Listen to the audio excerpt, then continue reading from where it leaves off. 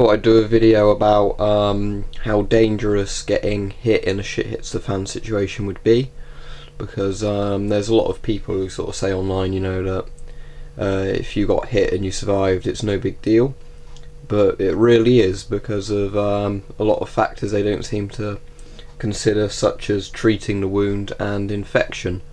So I've got some cartridges here. They're all deactivated ones, and there's a crossbow bolt on the right, and there's also an expanded air rifle pellet. So at the bottom of your left you've got two 9mm pistol rounds. Here we've got a 5.56 NATO 223. Here we've got two 303 British rounds. The one on the right is actually 303 Russian, under Lend-Lease or something. That's the actual head from a 303, so you can see it's pretty big. And then on the right we have a 50 BMG, the 50 caliber round, and as you can see the cartridge for this is absolutely massive, quite a heavy head on it. If one of these hits you, you don't even have to worry about infection, you're dead.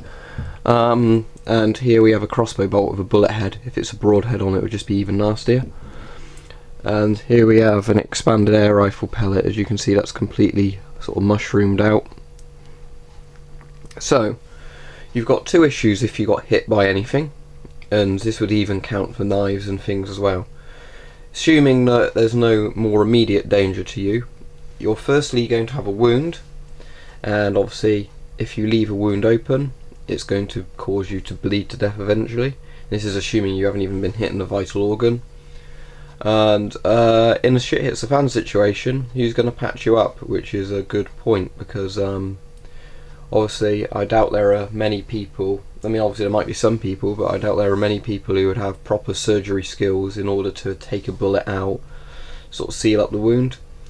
Interestingly, there's a sort of a lecture done by a sort of trauma surgeon who especially, you know, dealt with bullet wounds in hospitals, and he was saying, you can find this on YouTube, he was saying that really in most of the gang shootings in America, the only people they can save are the ones who have been shot with pistol rounds. If they've been shot up close with a shotgun or a rifle, they're basically dead, because there's not much they can do sort of by the time they've got them, you know, to hospital. So in a shit hits the fan situation, that's only going to be worse, because you're not going to have a skilled team of sort of paramedics or whatever, surgeons actually trying to save you, and you wouldn't have all this blood to transfuse to try and keep you alive while they're doing the surgery. So even the little pistol rounds would be very nasty in a shit hits the fan situation. And I'm not going to consider the air rifle pellet to be a massive threat, but it's going to come into what I'm going to say in a moment.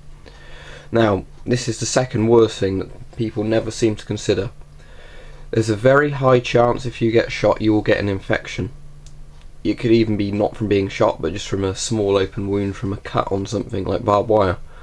And if you get an infection and you don't have any antibiotics, you're basically dead. And antibiotics don't seem to be in many people's bug out bag contents. I don't have any, because the problem with antibiotics is that in most countries you only get them from a prescription, so you can't stockpile antibiotics. The problem is, even if you could stockpile antibiotics, you'd have to stockpile various different types, because your body will eventually become immune to one particular, say, brand or whatever of antibiotics. So if anybody who's into history will probably know that sort of prior to World War II, if you got shot, there was a very high chance you'd die, not from the actual bullet wound itself, but simply just because they couldn't stop the infection. And in a shit hits the fan scenario, you've really got to think how dangerous an infection could be. So with any of these cartridges, you've got the initial wound from the bleeding and everything, muscle damage, and that's if it doesn't even hit you in a vital organ. If you're hitting a vital organ even with something as small as a 5.56, that's going to probably kill you. And another thing with 5.56 is these do horrible things to the body. I mean, they're not designed to be particularly lethal, but they would do horrible injuries. Anything as big as a 50 caliber that hits you, you're dead, because of just how fast the bullet's going, how much pressure it will carry with it.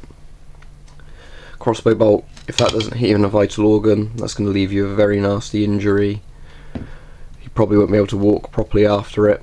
and it's going to be very hard to stop the bleeding. Assuming you can then patch it up, you've then probably got an infection. So that's worth to consider in a shit hits the van event, that if you do get hit by something, you better hope you have antibiotics, and you better hope that there's somebody who knows how to close the wound up properly and take a bullet out.